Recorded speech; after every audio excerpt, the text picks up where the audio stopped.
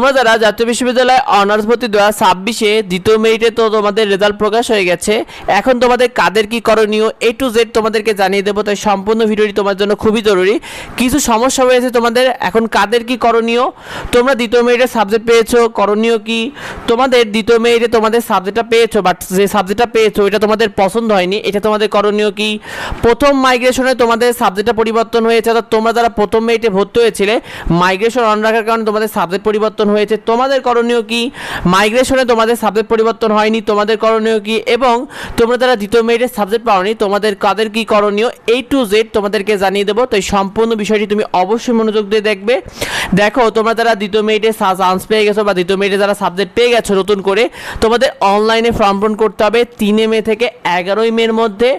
আর দ্বিতীয় মেধা তালিকায় তোমাদের ভর্তিটা চলবে কিন্তু 4 মে থেকে 13 মের মধ্যে, এটা তোমরা মাথায় রেখো। শিক্ষার্থীরা, তোমরা যারা দ্বিতীয় মেরিটে সাবজেক্ট তোমাদের পেয়েছো কিন্তু সাবজেক্টটা তোমাদের পছন্দ হয়নি, অর্থাৎ দ্বিতীয় মেরিটে যারা সাবজেক্টটা পছন্দ হয়নি তোমাদের করণীয় কি, তোমাদেরকে যাদের সাবজেক্টটা পছন্দ হয়নি বা দ্বিতীয় মেরিটে প্রথমবারের মতো যারা সাবজেক্টটা পেয়ে গেছো তোমাদের অনলাইনে অবশ্যই ফর্ম পূরণ করতে হবে এবং মাইগ্রেশনটা অন রাখতে হবে, কারণ এতে তোমাদের উপরের দিকে সাবজেক্ট পাওয়ার সম্ভাবনা থাকবে। আর তোমরা যারা কিন্তু অনলাইনে ফর্ম পূরণ করবে না দ্বিতীয় মেরিটে বা দ্বিতীয় মেরিটে যারা ভর্তি হবে না তোমাদের কিন্তু ভর্তিটা বাতিল হয়ে যাবে, এটা তোমরা মাথায় রেখো। সুতরাং তোমাদেরকে অবশ্যই অনলাইন ফর্ম পূরণ করে ভর্তি হতে হবে, এতে তোমাদের উপরের দিকে সাবজেক্ট পেয়ে যাওয়ার কিন্তু সম্ভাবনা থাকবে।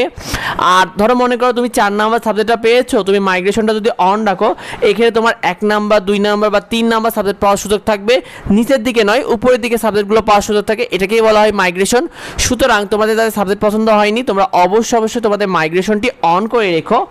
তোমরা যারা দ্বিতীয় মেরিটে সাবজেক্ট পাওনি তাদের কি করণীয়, দেখো দ্বিতীয় মেরিটে তোমরা যারা এখন অবধি কোনো প্রকার কোনো সাবজেক্টই পাওনি তাদেরকে প্রথম রিলিজ স্লিপের অপেক্ষা করতে হবে। প্রথম রিলিজ স্লিপটা হবে ঈদের পরে।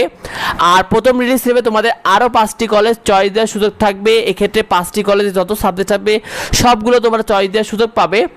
আর যদি তোমাদের কারো কোটা থেকে থাকে তাহলে কিন্তু ঈদের পরপরই কোটার রেজাল্টটা আগে প্রকাশ হবে, তারপর প্রথম রিলিজ স্লিপের আবেদন আসবে। সেক্ষেত্রে তোমাদের যদি তাদের কোটা রয়েছে তাদের ঈদের পরই তোমরা কোটার রেজাল্টটা পেয়ে যাবে, এক্ষেত্রে কোটার মাধ্যমে তোমরা ভর্তি হওয়ার সুযোগ পাবে।